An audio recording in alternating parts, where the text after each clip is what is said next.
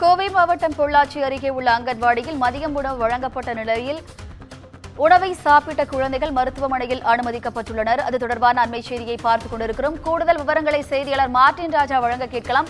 வணக்கம் மார்டின் ராஜா, கூடுதல் விவரம் என்ன பதிவு பண்ணுங்க.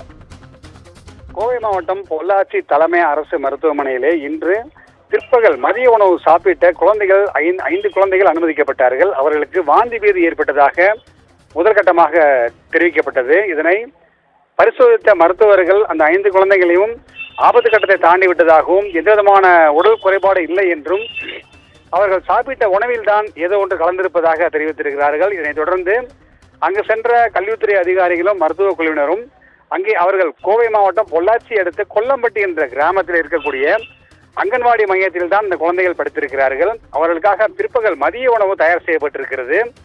அந்த மதிய உணவு தயார் செய்யப்பட்டிருந்த பாத்திரத்திலே ஒரு பள்ளி இருந்தது கண்டுபிடிக்கப்பட்டிருக்கிறது.